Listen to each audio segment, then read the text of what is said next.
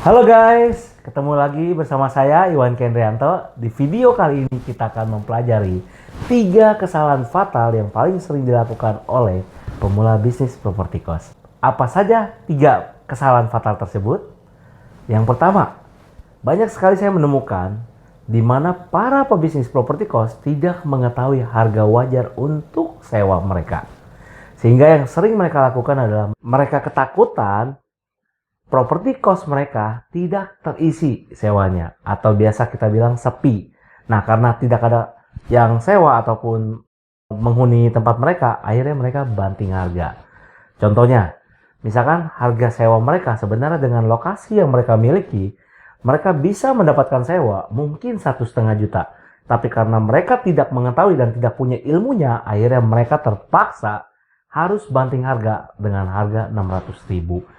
Ini sangat saya sesalkan sekali, di mana kita sebagai pebisnis properti kos harusnya bisa menjaga agar nilai sewa tersebut tidak terlalu jatuh atau banting sewa. Kenapa? Nanti kita akan mengalami yang namanya masa renovasi properti kos. Nah, ketika masa renovasi, jika harga sewa kita terlalu rendah, kita akhirnya akan menyuntik properti kos kita dengan dana kita masing-masing. Nah, ini yang tidak diketahui oleh para pebisnis properti kos. Kemudian kesalahan yang kedua adalah banyak sekali saya menemukan para pebisnis properti kos tidak memiliki aturan kos yang jelas. Nah, akhirnya muncullah drama-drama yang biasa dialami oleh juragan kos tadi.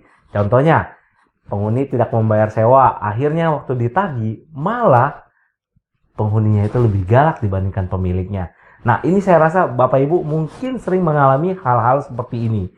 Jika memang Bapak Ibu mengalami hal-hal seperti ini, maka Bapak Ibu perlu menggunakan dan membuat sebuah aturan dan sistem properti kos yang jelas dan tegas untuk penghuni kos Bapak Ibu. Kemudian yang terakhir, kesalahan ketiga para pebisnis properti kos adalah mereka tidak mengetahui pangsa pasar target mereka di lokasi tersebut. Contohnya, saya seringkali mendapatkan pertanyaan ataupun email yang masuk di mana mereka bertanya kepada saya, "Pak, properti saya ini nggak ada parkir mobilnya. Kalau saya nggak punya parkir mobil, saya nggak bisa jual, Pak. Karena di tetangga saya, dia punya lahan parkir mobil luas."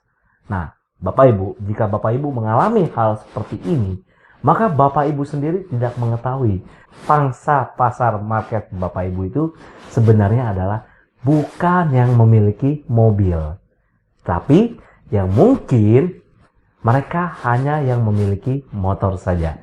Karena lahan Bapak Ibu tidak bisa parkir mobil. Ini penting sekali untuk Bapak Ibu ketahui. 3 kesalahan fatal ini yang paling banyak dilakukan oleh para pebisnis properti kos pemula.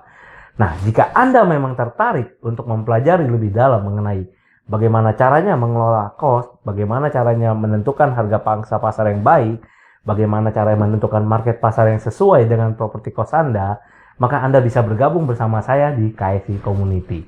Sampai jumpa di tips bisnis properti kos berikutnya. See you!